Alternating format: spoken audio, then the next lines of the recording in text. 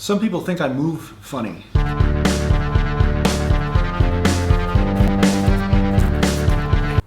So stupid. That's so stupid. Train the muscles, not the joints.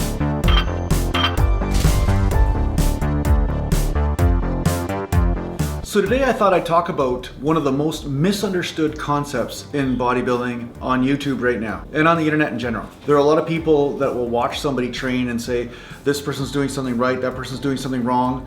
And ironically speaking, they'll look at a really advanced bodybuilder like, Mr. Olympia or something like that and say, oh, that guy's doing that all wrong, right? Meanwhile, he got the results to show that perhaps he wasn't doing it all wrong. He was doing it for a certain purpose. He was performing an exercise for a certain purpose. Okay, so there's this misunderstanding because there's this cross of different sports like powerlifting, bodybuilding, Olympic lifting, and sometimes sport-specific training. These are all different ways of training and they're all valid in their own right. But one thing you have to realize is that you can cater an exercise towards your individual goal, okay? So that's what every advanced athlete or bodybuilder does. They actually cater the exercises towards what they want to achieve given their weak links and their strengths.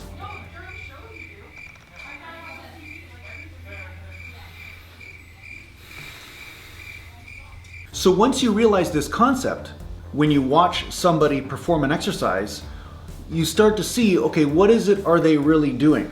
Okay, so I'm going to teach you a technique today which is going to be extremely effective in building muscle mass.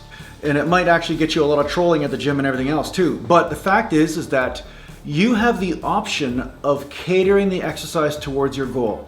So for instance, when some bodybuilders bench press but they use constant tension, maybe they're just doing the bottom part of the portion or the top part of the portion or the middle part of the portion. Usually the reason why they're doing this is because whatever range that they're choosing is actually hitting the muscle that they want. Because the most effective way to get a muscle to adapt is to make sure that muscle is what hits failure. So that's why bodybuilders work different body parts. They'll have different, they'll have a tricep day or a tricep workout and a chest workout. They don't just do bench presses for front, delt, chest, and triceps and say, I'll just hit failure on bench press, and that's gonna basically evenly develop every muscle group.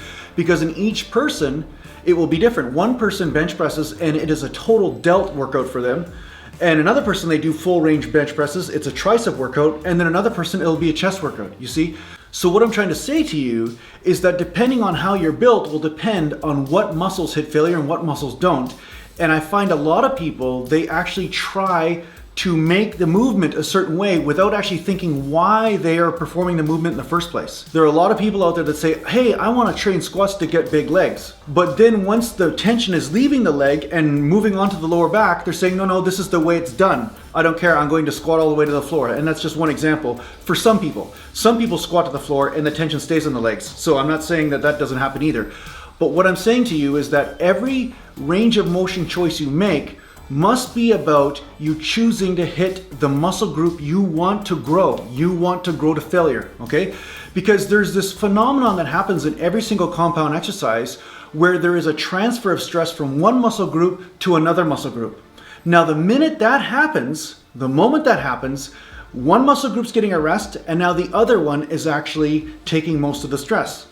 Now, where there is a disadvantage in this is that the muscle that's getting the stress won't be really hitting an intense failure, okay? It won't be the same when you hit failure in all three muscle groups unevenly than if you just push one muscle group right to the max and it can't go anymore, and it's constant and it's fast and it hits failure in the fastest possible time. That is a different type of stimulus than locking out at the top, waiting a minute, and then coming down for a rep, and then locking out at the top, and then coming down for a rep. That is a different type of stimulus than constant tension and hitting failure as fast as possible. And what I've found is that when you hit failure as fast as possible, in whatever rep range you're in, but you hit failure in that one muscle group as fast as possible, it is more aggressive in causing an adaptation.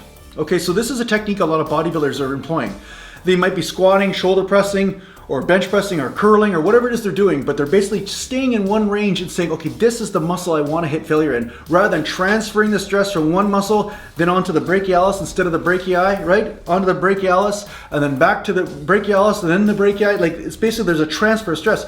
So what you want to do is keep that stress And this is a very powerful technique. Don't underestimate this. You basically keep this stress right on the muscle group you want to grow. And you find the range that does that, and then you perform that exercise accordingly, okay? So one person's weak link will be different than the other, but whatever it is you choose to work on is okay. So this is a technique that's massively misunderstood on the internet. People think there is such thing as a right and wrong, and it's not quite so black and white, okay? There's a lot of gray area in there. Right and wrong is dictated by how you move and how you're built, and it's also dictated by your goals, right? What is it you want to achieve? And if muscle mass is what you want to achieve in a certain area, you may be choosing to employ the selective range of motion principle, you know?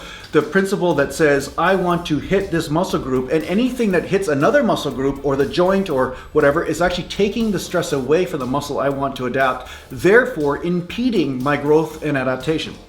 So very powerful stuff. It's something that was misunderstood in my training by a lot of people for a long time, which is why I usually end up winning.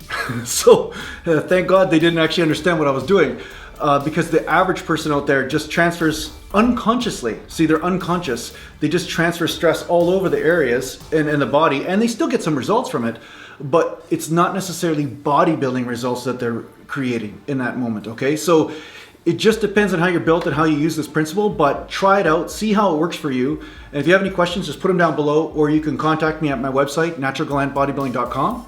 And I hope this helps you understand how to employ different ranges of motion in your training, so that way you can blast through some of those plateaus. All right, thanks for watching, and thanks for sharing my stuff, and take care for now.